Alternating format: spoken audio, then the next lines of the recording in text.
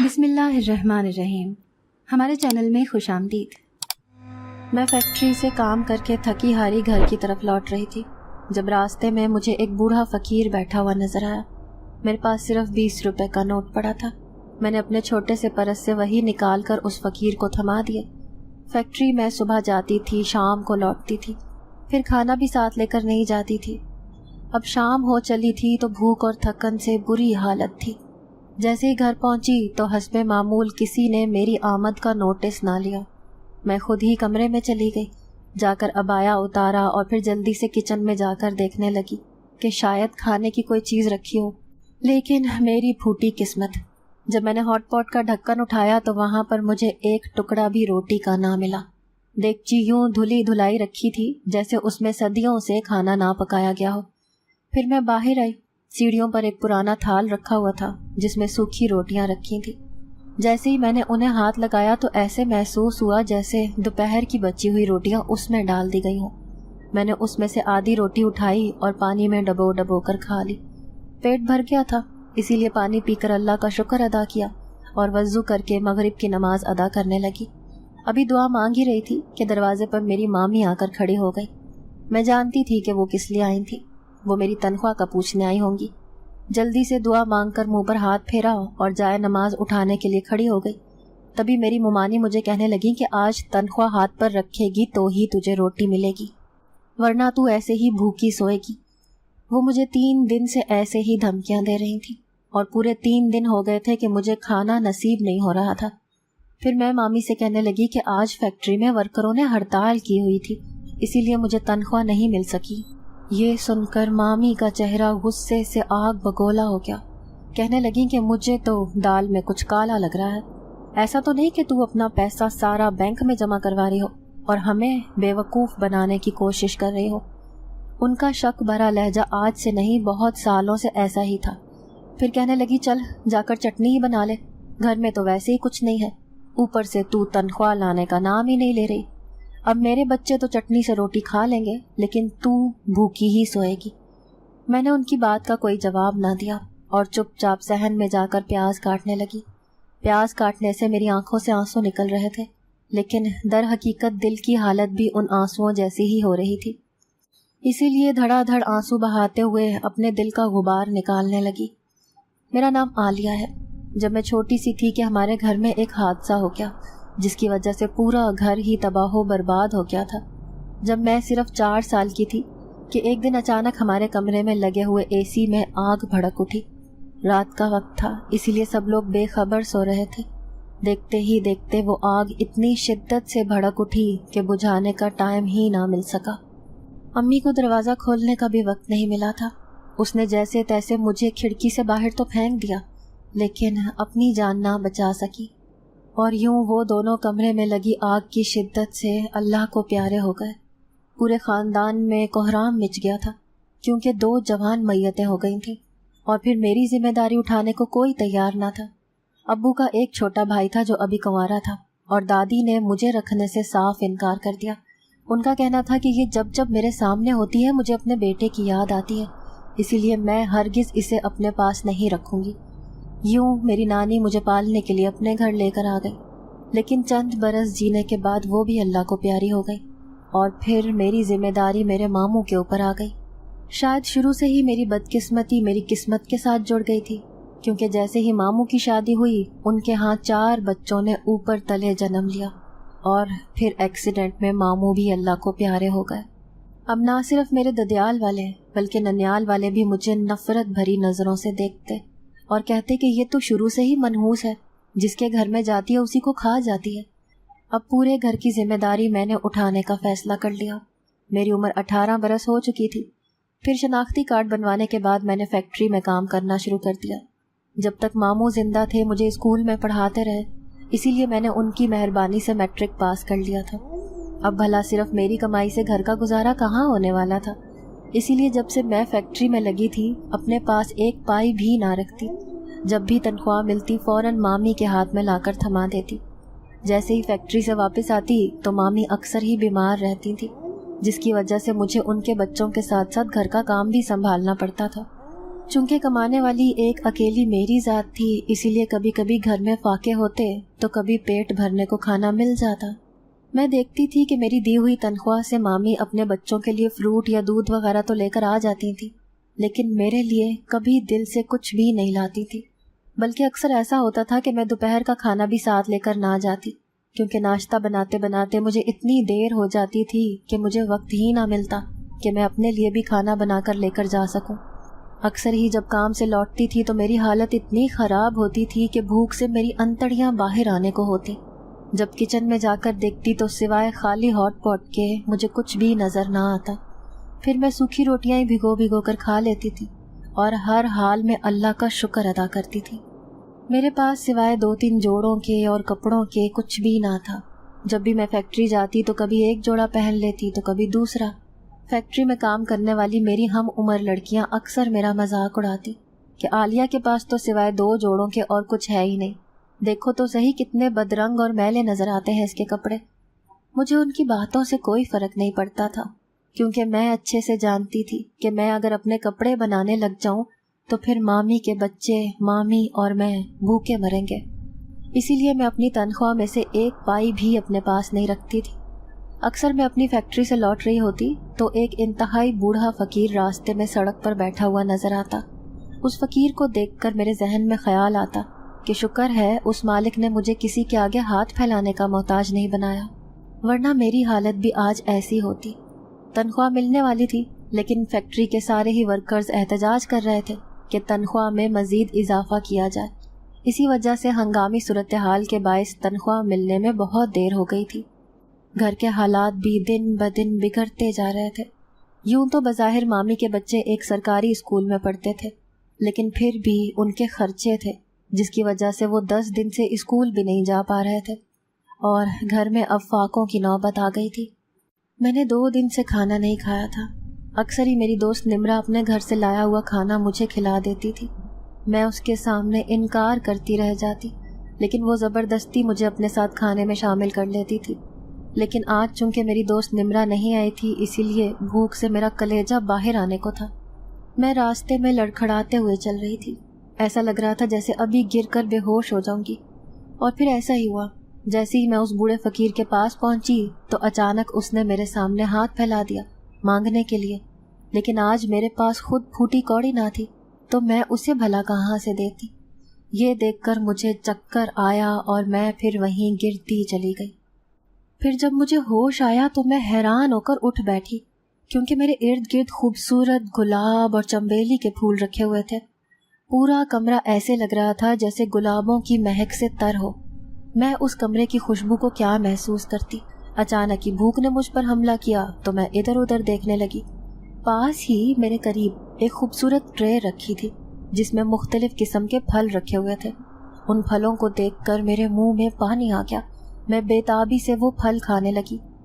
اس کمرے میں لگے ہوئے سفید پردے اس بات کی نشاندہی کر رہے تھے کہ شاید وہ کسی ہسپتال کا خوبصورت بیڈ تھا۔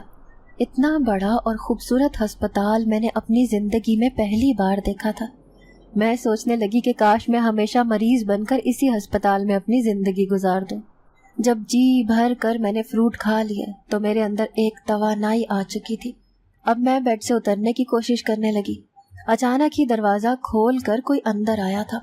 اندر آنے والا ایک خوبصورت نوجوان تھا جو مجھے بڑی نرم نگاہوں سے دیکھ رہا تھا۔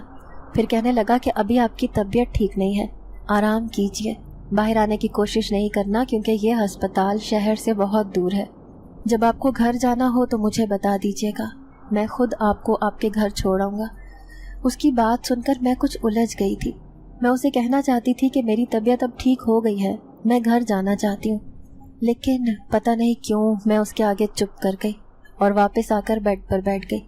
پھر وہ مہربان نظروں والا نوجوان مجھ سے کہنے لگا، اگر آپ کو کسی اور چیز کی کھانے کی خواہش ہو تو مجھے بتا دیجیے گا، میں آپ کے سامنے لا کر حاضر کر دوں گا۔ وہ ایک اجنبی تھا اور اس کی اس مہربانی پر میں حیران رہ گئی۔ پھر جھجکتے ہوئے کہنے لگی کہ نہیں، میرا پیٹ بھر گیا ہے، اب میں قدرے بہتر محسوس کر رہی ہوں۔ میری بات سن کر وہ کمرے سے باہر چلا گیا۔ کافی دیر تک میں اس کمرے میں قید ہو کر بیٹھی رہی۔ پھر میرا دل گھبرایا تو میں نے کمرے کا دروازہ کھولا اور باہر دیکھنے کی کوشش کرنے لگی، اور پھر تو میری روح میں سناٹے اترتے چلے گئے، کیونکہ باہر مکمل اندھیرا اور سناٹا چھایا ہوا تھا۔ کمرے سے باہر کا منظر کچھ اس طرح سے تھا کہ ہر طرف گہرا جنگل نظر آتا تھا، اور اس کمرے کے علاوہ کوئی دوسرا کمرہ تھا ہی نہیں۔ اس کا مطلب تھا کہ یہ ہسپتال کا کمرہ نہیں تھا، بلکہ صرف ایک ہی کمرہ بنا ہوا تھا، اور وہ بھی نہ جانے کس عجیب طریقے سے۔ سمجھ ہی نہیں آ رہا تھا کہ یہ کمرہ ہے یا ہسپتال۔ اب میرے اوسان خطا ہو گئے تھے۔ بھلا اس گھنے جنگل میں اس نوجوان کو کیسے ڈھونڈتی؟ اچانک ہی میرے ذہن میں اپنی مامی اور اپنے چھوٹے کزنوں کا خیال آنے لگا۔ وہ لوگ نہ جانے کس حال میں ہوں گے، اور مامی تو میری تنخواہ کے انتظار میں بیچاری مایوس ہی ہو گئی ہوگی۔ اب میں اس نوجوان کے آنے کا شدت سے انتظار کرنے لگی، کیونکہ میں اسے کہنا چاہتی تھی کہ مجھے ہر حال میں اپنے گھر جانا ہے۔ یوں ہی پریشانی میں نہ جانے کتنا وقت بیت گیا، اور پھر میں نے خود ہی یہاں سے نکلنے کا فیصلہ کیا۔ اتنے خوفناک جنگل میں اکیلے جانا ایسے لگ رہا تھا جیسے موت کو دعوت دینے کے برابر ہے۔ میرے جیسی کمزور دل کی لڑکی تو کبھی بھی اکیلی یہاں سفر نہیں کر سکتی تھی۔ پھر بھی مجبوری کے ہاتھوں میں نے یہاں سے نکلنے کا فیصلہ کیا۔ ابھی زیادہ دور نہ گئی تھی کہ اچانک ایک خوفناک شکل والی کالے کپڑے پہنے عورت میرے پیچھے پیچھے چلنے لگی۔ میں حیران تھی کہ بھلا یہ میرا پیچھا کیوں کر رہی ہے۔ پھر وہ میرے قریب آ کر مجھ سے کہنے لگی، اے آدم ذاتی، تو ہمارے جنگل میں کیا کر رہی ہے؟ چل تو ہمارے سردار کے پاس، وہی تیری قسمت کا فیصلہ کریں گے۔ وہ میرا بازو پکڑ کر مجھے کھینچنے لگی، اور نہ جانے مجھ سے کیسی باتیں کر رہی تھی۔ اس کے اندر اتنی طاقت تھی کہ میں کسی تنکے کی طرح اس کے ساتھ کھنچتی چلی گئی۔ اچانک ہی اس خوفناک عورت کے سامنے کوئی آ کر کھڑا ہو گیا۔ میں نے نظر اٹھا کر دیکھا تو وہ وہی نوجوان تھا۔ اس عورت کو غصے سے دیکھ رہا تھا، پھر اسے آنکھیں نکال کر کہنے لگا، کہاں لے کر جا رہی ہے اسے؟ چھوڑ، آج کے بعد اسے ڈرانے کی کوشش نہ کرنا، کیونکہ یہ میری محبت ہے۔ اس کے منہ سے یہ بات سن کر میں حیران رہ گئی۔ پھر وہ مجھ سے نرمی سے کہنے لگا، کیا ضرورت تھی وہاں سے نکلنے کی؟ چلو آؤ، میں تمہیں تمہارے گھر چھوڑ دیتا ہوں۔ اس کی بات سن کر میں کچھ مطمئن ہو گئی، کیونکہ مجھے بھی گھر جانے کی جلدی ہو رہی تھی۔ میں راستے میں کچھ پریشان سی تھی، تو وہ میری صورت دیکھ کر کہنے لگا کہ میں جانتا ہوں کہ تمہارے گھر میں کیا مسئلے مسائل ہیں، اسی لیے میں تمہاری مدد کرنا چاہتا ہوں۔ پھر جب میں سڑک کے قریب آ گئی تو وہ مجھے انتظار کرنے کا کہہ کر خود چلا گیا۔ آدھی رات کو میں یوں اکیلی سڑک پر کھڑی اس کا انتظار کر رہی تھی۔ پھر تھوڑی دیر بعد ہی وہ آتا ہوا دکھائی دیا، تو اس کے ہاتھ میں بڑے بڑے شاپر تھے۔ اس نے وہ شاپر مجھے تھما دیے، کہنے لگا کہ جب تمہارے گھر والے کچھ بھی کہیں تو تم انہیں یہ شاپر دکھا دینا، وہ تم سے نہایت خوش ہو جائیں گے۔ اس کی یہ بات سن کر میں حیران رہ گئی کہ آخر ان شاپروں میں تھا کیا، لیکن یہ بات تھی کہ ان میں سے بہت لذیذ خوشبو اٹھ رہی تھی۔ اب مجھے گلی کے نکڑ پر چھوڑ کر وہ چلا گیا۔ آدھی رات کا وقت ہو چلا تھا۔ میں سوچ رہی تھی کہ مامی نے ضرور مجھ پر غصہ کرنا ہے۔ جیسے ہی میں گھر میں داخل ہوئی تو بے اختیار میرے منہ سے چیخ نکل گئی، کیونکہ سارے بچے نڈھال پڑے ہوئے تھے۔ شاید بھوک کی شدت ان پر بھی حاوی تھی۔ پھر جیسے ہی مامی نے مجھے دیکھا تو کہنے لگی، واہ واہ، نواب زادی اب آئی ہے، پتہ بھی ہے کہ میرے بچے تیرے آسرے پر ہی پل رہے ہیں، الٹا تو اب یوں نخرے دکھانے لگی ہے۔ آخر کہاں آوارہ گردی کرنے چلی گئی تھی جو اب آ رہی ہے؟ پھر میں مامی کو کہنے لگی کہ مامی، آج بھی تنخواہ نہیں ملی تھی، اسی لیے کھانے کا بندوبست کرنے گئی تھی۔ پھر میں نے ڈرتے ڈرتے دونوں شاپر ان کے ہاتھ میں تھما دیے۔ نہ جانے ان میں کھانا تھا یا کچھ اور، لیکن میں نے خوشبو محسوس کر کے انہیں یہی کہہ دیا۔ جیسے انہوں نے وہ کھانا دیکھا تو وہ بے انتہا خوش ہو گئی۔ پھر سارے بچوں کو اٹھا کر جلدی جلدی کچن میں جا کر کھانا لے آئی۔ سب نے پیٹ بھر کر کھانا کھایا تھا، اور اب سب سکون سے لیٹے ہوئے تھے۔ میں بھی اپنے کمرے میں آ گئی۔ بچا ہوا کھانا میں نے بھی اٹھا لیا تھا اور کمرے میں آ کر کھانے لگی۔ میرے دل سے بے اختیار اس نیک نوجوان کے لیے دعا نکلنے لگی۔ نہ جانے اس نے کس مقصد کے لیے میری اتنی مدد کی تھی۔ جو بھی تھا، آج سب نے پیٹ بھر کر کھانا کھایا تھا، اور میں نے دوسرے دن کے لیے اپنے آپ کو تیار کر چکی تھی۔ دوسرے دن میں کام پر جانے کی تیاری کرنے لگی، اور دل ہی دل میں دعا بھی کر رہی تھی کہ آج تو مجھے تنخواہ ضرور مل جائے، تاکہ گھر میں تھوڑا راشن کا بندوبست ہو جائے۔ میں خود تو یتیم تھی، لیکن مجھے ایسے لگتا تھا کہ جیسے میری منحوسیت کی وجہ سے میری مامی بیوہ اور ان کے بچے یتیم ہو گئے تھے۔ اسی لیے میں ان کا بھرپور طریقے سے خیال رکھنا چاہتی تھی۔ جب تک مامی کے بچے جوان نہ ہو جاتے میں اپنے بارے میں نہیں سوچ سکتی تھی۔ پھر دوسرے دن جب میں فیکٹری گئی تو میری خوشی کی انتہا نہ رہی، کیونکہ فیکٹری کے سارے ورکرز کو سیلری دینے کا سلسلہ شروع کر دیا گیا تھا۔ تھوڑی ہی دیر کے بعد مجھے بھی تنخواہ کے لیے بلا لیا گیا تھا۔ اب میں نے خوشی خوشی تنخواہ لی اور انچارج سے آدھے دن کی چھٹی مانگ لی۔ میں گھر کے حالات سے اچھی طرح جانتی تھی، اسی لیے فوراً ہی جا کر گھر کا راشن وغیرہ بازار سے لے کر آنا چاہتی تھی۔ دوپہر کا ٹائم تھا، سڑک پر اتنا رش بھی نہیں تھا۔ میں نہیں جانتی تھی کہ زندگی مجھ پر ایک اور ستم ڈھانے والی تھی۔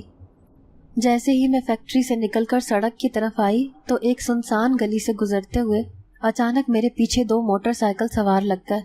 میرے پرس میں میرے پورے مہینے کی تنخواہ تھی اور میں شدید فکر مند ہو گئی تھی۔ ویسے بھی آج کل حالات ایسے تھے کہ ہر طرف لوٹ مار چل رہی تھی۔ اس سے پہلے کہ میں گلی کا موڑ مڑتی، اچانک ان دونوں نے مجھ پر پستول تان لی اور پرس مجھ سے چھین کر فرار ہو گئے۔ میں ہراساں ہو کر نیچے بیٹھ گئی، آنسو بھری نظروں سے انہیں اپنی پوری مہینے کی محنت کو یوں لے جاتا ہوا دیکھنے لگی۔ اب تو رو رو کر میری بری حالت ہو گئی تھی۔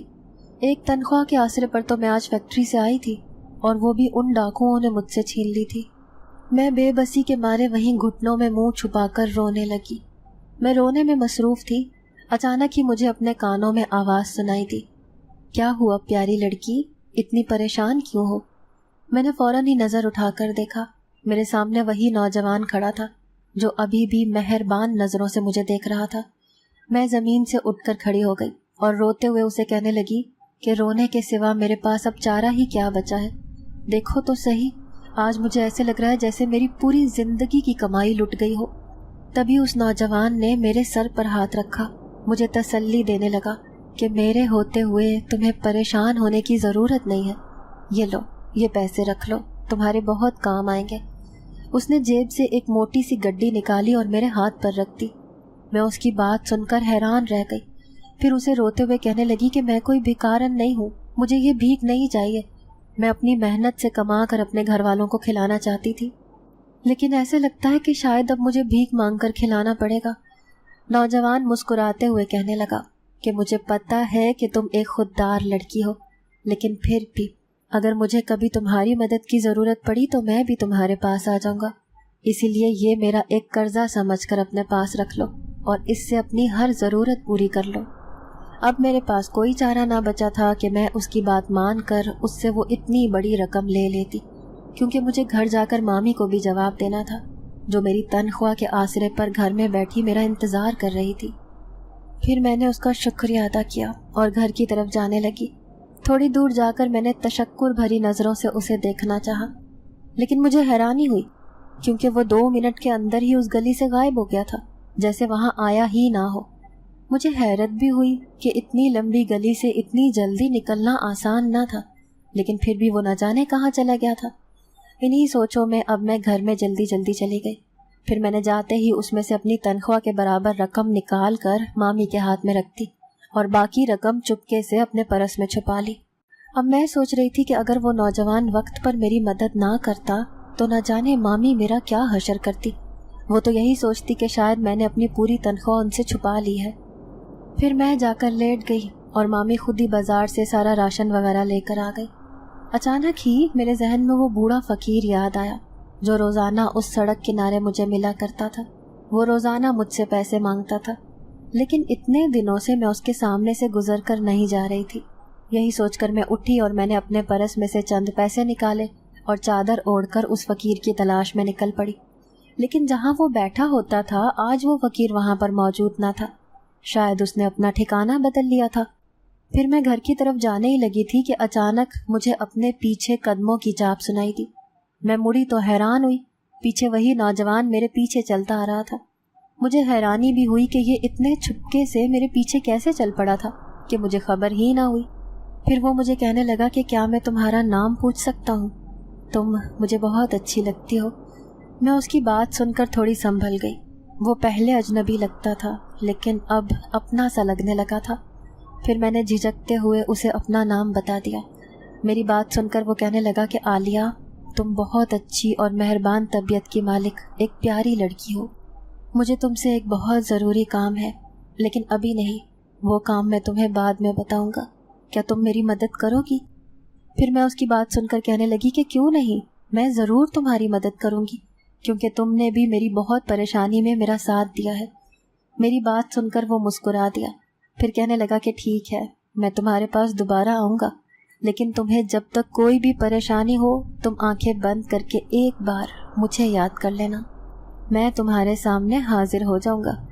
میں اس کی بات سن کر تھوڑا الجھ گئی، پھر جیسے میرے اوپر دھماکہ ہو گیا جب وہ کھڑے کھڑے وہیں میری آنکھوں کے سامنے غائب ہو گیا۔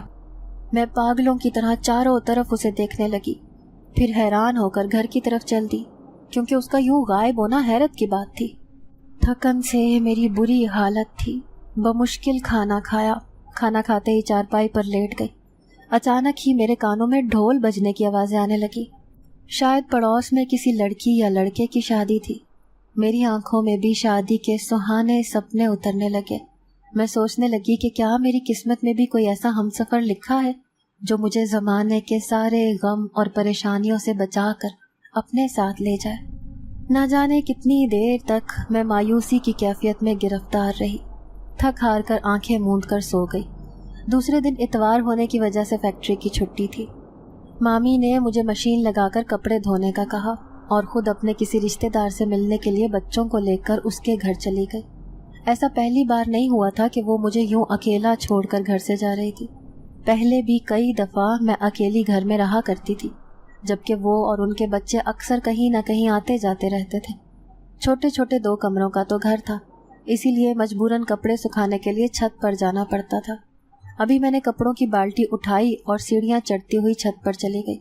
میں کپڑے سکھائی رہی تھی کہ اچانک مجھے اپنے کانوں میں کسی کی آواز سنائی دی، جیسے کوئی مجھے پکار رہا تھا۔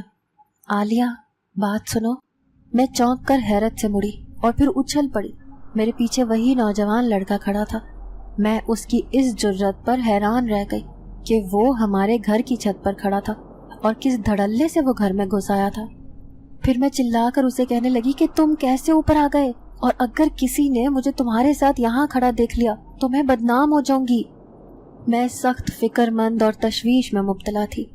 تبھی وہ میری بات سن کر مسکرایا، کہنے لگا کہ پریشان ہونے کی ضرورت نہیں، مجھے تمہارے علاوہ کوئی نہیں دیکھ سکتا، کیونکہ میں نے تمہارے سوا کسی کے سامنے اپنے آپ کو ظاہر نہیں کیا ہے، اور اگر تم میرا ایک کام کر دو تو بدلے میں تمہاری پوری زندگی کو بدل کر رکھ دوں گا۔ پھر میں الجھن بھرے لہجے میں اس سے کہنے لگی کہ ایسا کیسے ہو سکتا ہے کہ تم میرے سوا کسی کو نظر نہ آؤ؟ کیا تمہارے پاس کوئی جادو کی چھڑی ہے؟ میری بات سن کر وہ کہنے لگا کہ نہیں، جادو کی چھڑی نہیں ہے، بلکہ میں خود ایک جادوگر ہوں۔ میرا نام سلمان ہے، میں ایک جن زادہ ہوں۔ میں اس سے خوفزدہ ہو کر 2 قدم دور پیچھے ہٹی۔ مجھے یقین نہیں آ رہا تھا کہ میرے سامنے ایک انسان کے بجائے جن زیادہ کھڑا ہے۔ مجھے یوں ڈرتے دیکھ کر وہ کہنے لگا کہ دیکھو، مجھ سے ڈرنے کی ضرورت نہیں ہے، میں تمہارے پاس صرف ایک کام سے آیا ہوں۔ مجھے یقین ہے کہ تمہارا دل اتنا نرم ہے کہ تم میرا کام ضرور کرو گی۔ میرا ایک بوڑھا باپ ہے جو فقیر بن کر اس دنیا میں رہ رہا ہے، وہ بھی میری طرح ایک جن زاد ہے، لیکن چونکہ اس کی عمر زیادہ ہو گئی ہے اور وہ ہمارے قبیلے سے ناراض ہو کر انسانوں کی دنیا میں آ گیا تھا، اب اس کی یادداشت کام نہیں کر پا رہی، جس کی وجہ سے وہ دوبارہ سے جن زادے کے روپ میں ڈھل کر ہمارے قبیلے میں واپس نہیں آیا۔ میں اس کا سگا بیٹا ہوں، لیکن وہ مجھے بھی پہچاننے سے انکاری ہے۔ جب میں اس کے سامنے جاتا ہوں تو وہ مجھے پہچان نہیں پاتا۔ تمہیں اسے ڈھونڈ کر اسے یاد دلانا ہوگا کہ اسے یہاں نہیں بلکہ ہماری دنیا میں جا کر رہنا ہوگا، کیونکہ یہاں پر کوئی بھی انسان اسے نقصان پہنچا سکتا ہے۔ اس کی باتیں دماغ کو الجھا دینے والی تھی۔ پھر میں ڈرتے ڈرتے اسے کہنے لگی کہ آخر تمہارا باپ کون ہے اور میں اسے کیسے جانتی ہوں، اور تم میرے پاس ہی کیوں مدد کے لیے آئے ہو؟ پھر وہ جن زیادہ خلا میں دیکھتے ہوئے اداس لہجے میں کہنے لگا کہ آج سے 20 سال پہلے ہم اپنے قبیلے میں ایک خوشحال گھرانے سے تعلق رکھتے تھے۔ یوں تو میں اپنے ماں باپ کی اکلوتی اولاد تھا، لیکن مجھے نہیں پتا تھا کہ میری ایک غلطی کی وجہ سے میرے ماں باپ کی پوری زندگی خراب ہو جائے گی۔ ہم اپنے قبیلے میں آرام سے رہ رہے تھے۔ میری عمر اس وقت کم تھی اور میرے پاس اتنی طاقتیں بھی موجود نہیں تھی، لیکن میرا باپ ایک طاقتور جن زادہ تھا۔ हमारे कबीले के पास एक कुआं था जहाँ मैं अक्सर खेलने जाया करता था। अचानक ही वहाँ पर एक शैतानी जिन ज़्यादा आकर रहने लगा। मुझे उसके इरादों की कोई खबर ना थी कि वो वहाँ किस इरादे से आया था। एक दिन उसने मुझे अपने पास बुलाया। कहने लगा कि मैं तुम्हारे कबीले में रहना चाहता हूँ क्योंकि मेरे पास कोई ठिकाना नहीं है। क्या तुम अपने सरदार से बात करके मुझे इस कबीले में रहने का ठिकाना दे सकते हो? मैं मासूम था। मैं उसकी बातों में आकर उसे अपने साथ अपने घर ले गया। मेरा बाप उसे अपने साथ रखना नहीं चाहता था क्योंकि उसे डर था कि कबीले का सरदार इस बात पर नाराज हो जाएगा कि मैंने किसी गैर जिनजात को इस कबीले में क्यों जगह दी। लेकिन फिर भी मेरे इसरार करने पर मेरे बाप ने उस शैतानी जिनजादे को अपने घर में रख लिया था। फिर थोड़े ही दिनों के बाद उसने वो काम किया जिसका मैं और मेरा बाप सोच भी नहीं सकते थे। उसने ऐसे खतरनाक अमलियात किए कि मेरी माँ, जो मेरे बाप से गहरी मोहब्बत करती थी, धीरे धीरे उसकी मोहब्बत नफरत में बदलने लगी और उसने उस शैतानी जिनजादे की बातों में आकर उसके साथ अपनी ज़िंदगी गुजारने का फ़ैसला कर लिया। इस बात की खबर मुझे और मेरे बाप को नहीं हुई थी। धीरे धीरे उन दोनों ने मिलकर मेरे बाप के ऊपर खतरनाक अमलियात करने शुरू कर दिए और वो कमज़ोर से कमज़ोर होता चला गया। अब मेरा बाप बूढ़ा ना था, लेकिन अचानक ही वो किसी बूढ़े जिनजादे की तरह इंतहाई लाग़िर और कमज़ोर हो गया था। जब वो हमारे कबीले के एक आमिल के पास गया तो उसने मेरे बाप को आगाह किया कि तुम्हारी बीवी तुम्हारे साथ दगा कर रही है, जिसकी वजह से तुम्हारी ताकतें ज़ाइल हो गई हैं। तुम्हारे घर में रहने वाला वो शैतानी दरिंदा तुम्हारी बीवी के जहन को अपने वश में कर चुका है। आहिस्ता आहिस्ता वो तुम्हें छोड़कर उसके कबीले में चली जाएगी। ये बातें सुनकर मेरा बाप आग बगोला हो गया, लेकिन अब इसका कोई फ़ायदा नहीं था क्योंकि वो इतना कमज़ोर हो गया था कि उन दोनों से कोई मुकाबला भी नहीं कर सकता था। फिर एक दिन मेरी माँ हमेशा के लिए हम दोनों को छोड़कर उस शैतानी जिनजादे के साथ उसके कबीले में जाकर बस गई।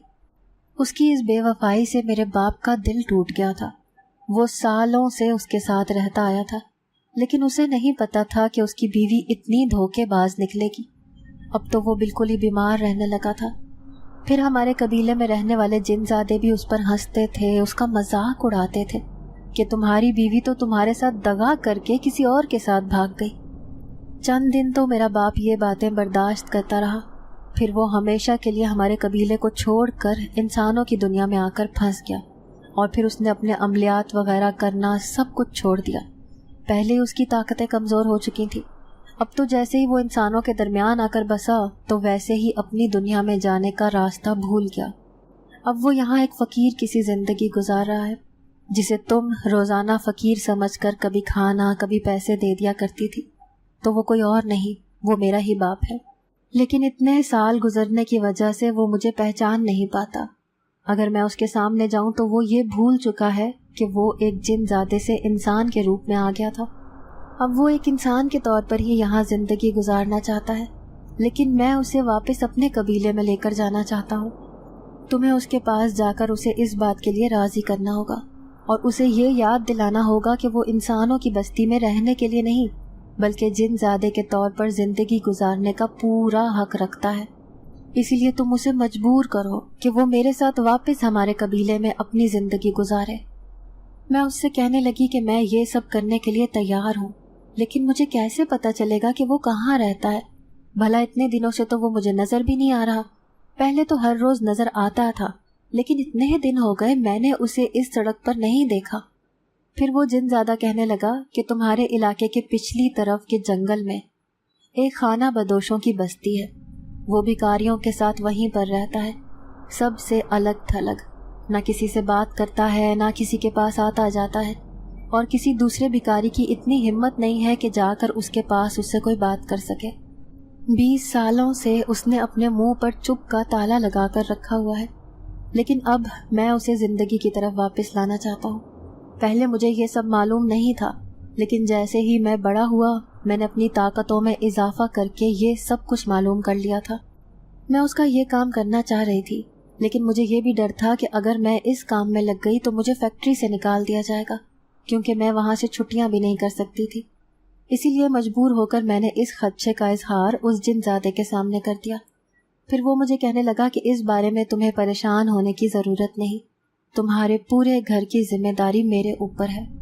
جب تم میرے لیے اتنا بڑا کام کر سکتی ہو تو بدلے میں بھی تمہیں اتنا مالا مال کر دوں گا کہ تمہیں زندگی بھر کسی کی غلامی نہیں کرنی پڑے گی، تمہارا مجھ پر احسان ہوگا۔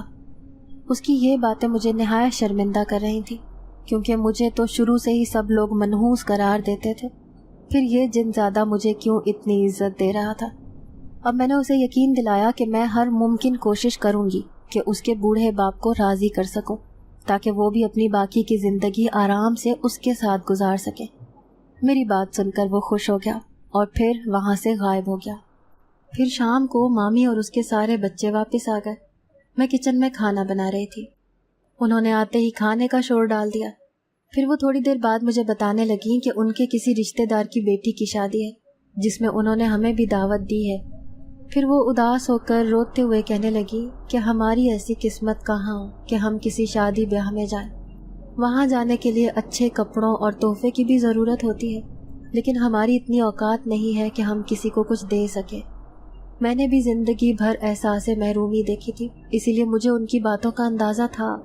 پھر میں نے سوچا کہ میرے پاس رکھے ہوئے پیسے کس کام کے، اگر وہ کسی کے کام نہ آئے۔ یہی سوچ کر میں گئی اور میں نے اپنے پرس میں سے وہ نوٹوں کی گڈی اٹھا کر مامی کے ہاتھ پر رکھ دی، جس سے وہ آنسوؤں بھری نظروں سے حیرت سے دیکھ رہی تھی۔ پھر کہنے لگی کہ یہ پیسے تمہارے پاس کہاں سے آئے؟ کہیں تم نے کوئی غلط کام کرنا تو شروع نہیں کر دیا؟ میں نے ان کا ہاتھ تھام کر کہا کہ مامی آپ بے فکر رہیں، ایسا کچھ نہیں ہے، یہ پیسے آپ لے لیں اور جس کی شادی ہے اس کے لیے ایک اچھا سا تحفہ لے کر آنا، ساتھ ہی اپنے اور اپنے بچوں کے لیے کپڑے بھی بنا لیں۔ تھوڑی دیر پہلے جس چہرے پر اداسی چھا رکھی تھی، اب وہ خوشیوں سے بھرپور نظر آ رہا تھا۔ پھر میں یہ سوچنے لگی کہ پیسہ بھی انسانی زندگی میں کتنی اہمیت رکھتا ہے۔ اگر یہ کسی کے پاس نہیں ہے تو سمجھ لو کہ اس کی دنیا کسی دوزخ سے کم نہیں ہے۔ دوسرے دن میں فیکٹری جانے والے ٹائم پر گھر سے نکل آئی تھی اور اب اسی خانہ بدوشوں کی بستی میں جا رہی تھی جہاں پر وہ رہتے تھے۔ اتنی ساری جھونپڑیوں میں اس بوڑھے فقیر کی جھونپڑی تلاش کرنا آسان نہیں تھا۔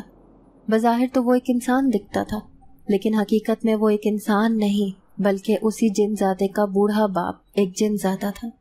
پھر میں نے پاس سے گزرنے والے ایک بھکاری بچے سے پوچھا کہ تمہیں ایک فقیر کا پتہ ہے جو یہاں سب سے الگ تھلگ رہتا ہے، بالکل اکیلا، وہ بارش سا نظر آتا ہے۔ اس نے رک کر ایک جھونپڑی کی طرف اشارہ کیا جو قدرے الگ سی بنی ہوئی تھی۔ میں نے اس بچے کے ہاتھ پر ایک نوٹ رکھ دیا، پھر وہ خوش ہو کر وہاں سے چلا گیا۔ اب میرے قدم وہیں اٹھ رہے تھے، اسی جھونپڑی کی طرف، لیکن میں دل ہی دل میں خوف زدہ بھی تھی۔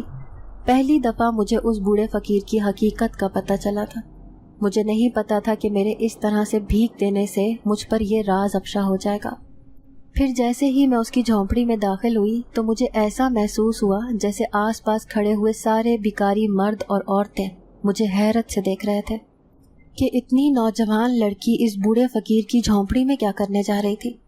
جیسے ہی میں اس کے سامنے گئی تو وہ مجھے پہچاننے کی کوشش کرنے لگا۔ پھر میں اسے کہنے لگی کہ بابا جی آپ اتنے دنوں سے اس سڑک پر نظر نہیں آ رہے، اسی لیے میں پریشان ہو کر آپ کے پاس آئی تھی۔ آخر کیا وجہ ہے کہ آپ یہاں سے باہر نہیں نکلتے؟ پھر وہ بوڑھے لہجے میں کہنے لگا کہ میں اب بیمار رہنے لگا ہوں، ایسا لگتا ہے کہ یہاں پر ہی بیٹھے بیٹھے میری موت واقع ہو جائے گی، اسی لیے بس اپنی موت کا انتظار کرنے لگا ہوں۔ پھر میں بابا جی سے کہنے لگی کہ آپ اپنی موت کا انتظار نہ کریں، کیونکہ آپ کے قبیلے والے سارے آپ کی راہ دیکھتے ہیں اور آپ کا بیٹا تو آپ کو یہاں سے لے کر جانا چاہتا ہے، وہ آپ سے ملنے کو بےتاب ہے، کیا آپ اس سے ملاقات کرنا چاہیں گے؟ وہ میری بات سن کر حیران رہ گیا، پھر بولا کہ کون سا بیٹا؟ میرا کوئی بیٹا نہیں، میں تو بالکل اکیلا ہوں اس بھری دنیا میں۔ میں اس کی بات سن کر کہنے لگی کہ نہیں بابا جی، آپ انسانی دنیا کے باسی نہیں ہیں، بلکہ آپ تو جنات کی دنیا سے آئے ہیں۔ آپ ابھی بھول بیٹھے ہیں کہ آپ ایک جن زادے ہیں، اور جن زادے بہت سی طاقتوں کے حامل ہوتے ہیں۔ آپ اپنی طاقتوں کو آزما کر دیکھیں، پھر پتہ چلے گا آپ کو کہ آپ کتنے طاقتور جن زاد ہیں۔ میری بات سن کر وہ سوچ میں پڑ گیا، پھر وہ دھیرے دھیرے اس کی آنکھیں چمکنے لگی، جیسے گزرے وقتوں کی جھلک اس کے ذہن میں آئی ہو۔ چلیں آپ یہاں سے اٹھیں، آئیں میرے ساتھ، میں آپ کو کسی سے ملوانا چاہتی ہوں۔ وہ شاید ابھی اس بات پر راضی نہ ہوتا، لیکن میرے اصرار کرنے پر وہ میرے ساتھ اٹھ کر کھڑا ہو گیا تھا۔ मुझे इस बात की खुशी थी कि वो मुझे पहचानने लगा था। अब मैं उसे खाना बदोशों की बस्ती से निकाल कर अपने घर की तरफ लेकर जा रही थी, लेकिन मुझे ये भी फिक्र थी कि अगर मैं उसे अपने साथ अपने घर ले गई तो मामी मुझ पर तरह तरह के सवालात की बौछार कर देंगी। फिर भला मैं उन्हें क्या जवाब दूंगी। इसीलिए मैं दिल ही दिल में दुआ करने लगी कि मामी घर पर ना हो। फिर जैसे ही मैं घर में दाखिल हुई तो मेरी खुशी की इंतहा ना रही, क्योंकि मामी और उसके सारे बच्चे शायद बाजार गए हुए थे। मुझे खुशी हुई कि मैं उनके तलख सवालों से बच गई थी। फिर मैंने उन्हें ले जाकर एक कमरे में छुपा दिया, उनका मुंह हाथ धुलवाकर खाना खिलाया, उन्हें साफ सुथरे बिस्तर पर बिठा दिया। अब मैं उस जिनजादे को याद करने लगी, क्योंकि मैं उसे जल्दी से जल्दी बुलाना चाहती थी, मामी के आने से पहले पहले। जैसे ही मैंने आंखें बंद करके उसे याद किया तो अचानक कमरे में धुआं सा हुआ और वो मेरे सामने आकर खड़ा हो गया। अब वो अपने बाप के कदमों में बैठा था, उसे याद दिलाने की कोशिश कर रहा था कि उसका अपने बाप से क्या ताल्लुक है। जब उसने अपनी पूरी कहानी अपने बाप के सामने सुनाई तो वो कुछ हैरान सा हुआ, जैसे माजी की सारी यादें उसके जहन में आ गई थी। फिर वो अपनी माँ का अहवाल उस बूढ़े जिनजादे को बताने लगा कि किस तरह से उसकी ज़िंदगी उस शैतानी जिनजादे ने बर्बाद करके रख दी थी और उसे कहीं का ना छोड़ा था। वो बूढ़ा फकीर जो ज़िंदगी की मायूसियों पर पहुंचा हुआ था, अपने जवान जिनजादे बेटे को देखकर उसके जिस्म में गोया तवानाइयों ने फिर से डेरा जमा लिया था। मुझे खुशी थी कि उसने अपने बेटे को धुतकारा नहीं था, बल्कि गले से लगाकर उसके साथ जाने का फैसला कर लिया था। फिर वो जिनजादा मुझसे कहने लगा कि तुमने एक अच्छा काम किया है। अगर मैं इसे अपने साथ ले जाने पर राज़ी करता तो वो कभी भी राज़ी ना होता, लेकिन तुमने उसे इस तरह से राज़ी किया है कि अब वो खुश है मुझे अपने सामने देखकर। फिर मैं उस जिनजादे से इल्तिजा करने लगी कि मेरी मामी के आने से पहले पहले आप यहाँ से चले जाएं, ऐसा ना हो कि वो आकर कोई हंगामा खड़ा करते। वो मेरी बात समझ गया था, इसीलिए मुझे कहने लगा कि बेफिक्र रहो, तुम्हारी ज़िंदगी में मेरी वजह से कोई परेशानी नहीं आएगी। अब मैं जाता हूँ, लेकिन तुम्हें कभी भी मेरी ज़रूरत महसूस हो, बस तुम आंखें बंद करके मुझे याद कर लेना, मैं तुम्हारे सामने हाजिर हो जाऊँगा। फिर थोड़ी देर के बाद दोनों बाप बेटे खुशी खुशी उस घर से रुखसत हो गए थे, लेकिन जाते जाते उस बूढ़े फकीर ने मेरे सर पर शफकत भरा हाथ रख दिया था। मुझे बहुत खुशी थी, मेरी आंखें भी उन्हें देखकर मुस्कुरा दी थी और दिल ही दिल में मैं उदास भी हो गई थी कि किस तरह से उसने अपनी 20 साला ज़िंदगी में तकलीफ़ें उठाई थी। फिर शाम को मामी बाज़ार से आ गई, वो अच्छी खासी शॉपिंग करके आई थी। कहने लगी कि देखो, मैं तुम्हारे लिए भी 2 खूबसूरत से जोड़े लेकर आई हूँ। जब उन्होंने मुझे वो जोड़े दिखाए तो मैं हैरान रह गई, वो वाकई बहुत कीमती और खूबसूरत थे। मैंने आज तक ऐसे कपड़े नहीं पहने थे। भला मैं कब शादी ब्याह के फंक्शन में जाया करती थी। दूसरे दिन मुझे हर हाल में फैक्ट्री जाना था, लेकिन जैसे ही मैं फैक्ट्री गई तो वहाँ के इंचार्ज ने मुझसे नाराज़गी का इजहार किया और मुझे काम से निकाल दिया। फ़कत 2 दिन की छुट्टी करने पर उसने मुझे जलील कर दिया था। फिर मैं रोती हुई वहाँ से निकल आई और बाहर आ गई। जैसे ही मैं गली में दाखिल हुई तो मुझे फिर ऐसे महसूस हुआ जैसे मेरे पीछे कोई चल रहा था। फिर मेरे जहन में खुद ब खुद उस जिनजादे का ख्याल आ गया, वो भी तो यूं ही चुपचाप मेरे पीछे आया करता था। मैंने जैसे ही पीछे पलट कर देखा तो मेरे सामने वही खड़ा था, जो आज भी मुझे मेहरबान नज़रों से देख रहा था। फिर कहने लगा कि तुम्हारी नेकी की वजह से मेरे बूढ़े बाप की याददाश्त मुकम्मल तौर पर वापस आ गई है। अब वो अपने कबीले में जाकर बहुत खुश है, लेकिन जब तक मैं तुम्हारे साथ हूँ तुम्हारी आंखों से आंसू नहीं आने दूंगा, इसीलिए ये लो अपना इनाम। उसने एक बड़ा सा बैग मेरे हाथ में थमा दिया, जिसे देखकर मैं हैरान रह गई।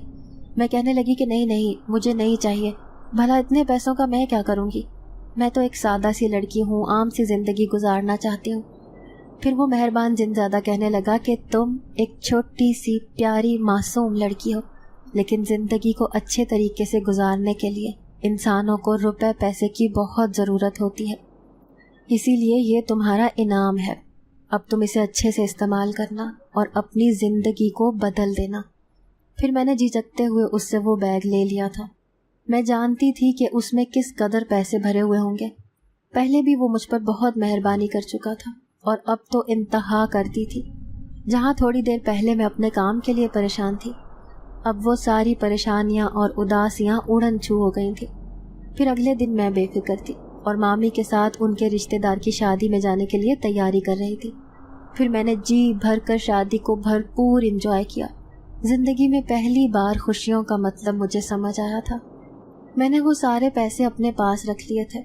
मैं अब उनसे कोई कारोबार करना चाहती थी जिससे मुझे रोज़ाना मुनाफा हासिल हो, क्योंकि मुझ पर सिर्फ मेरी ही नहीं बल्कि मेरे साथ साथ पूरे घर की जिम्मेदारी थी। मेरी इतनी छोटी सी नेकी का सिला मुझे उस मेहरबान जिनजादे ने बहुत बढ़ा दिया था। फिर एक दिन मामी मुझसे कहने लगी कि जिस शादी में हम गए थे तो वहाँ से तुम्हारे लिए एक रिश्ता आया है। मैं उन्हें कहने लगी कि अभी मैं शादी नहीं करना चाहती, क्योंकि अभी मेरे सर पर आप लोगों की जिम्मेदारियां हैं। पहले मैं उन्हें पूरा करना चाहती हूँ। फिर मामी कहने लगी कि अभी तुम्हारी शादी नहीं होगी बल्कि सिर्फ मंगनी होगी। शादी के लिए मैं उन्हें 3-4 साल का वक्त दे दूंगी। उनके इसरार पर मैंने मंगनी कर ली थी। यूं देर से ही सही, लेकिन मेरी जिंदगी में भी खुशियों ने कदम रख दिया था। अब जब भी मैं बिस्तर पर लेटती हूँ तो कभी कभी उस बूढ़े फकीर की सूरत और उस मेहरबान जिनजादे का चेहरा मेरी आंखों के सामने आ जाता है, और उसकी उन मेहरबानियों पर मैं दिल ही दिल में उनका शुक्रिया अदा करने लगती हूँ। नाजरीन, अगर आपको आज की ये कहानी अच्छी लगी हो तो वीडियो को लाइक ज़रूर करें। अगर आपको ऐसी दहशतनाक, दिल को जकड़ देने वाली कहानियाँ पसंद हैं तो ऐसी एक कहानी रोज़ाना सुनने के लिए हमारे चैनल को सब्सक्राइब करें। इजाज़त चाहते हैं। अल्लाह हाफिज़।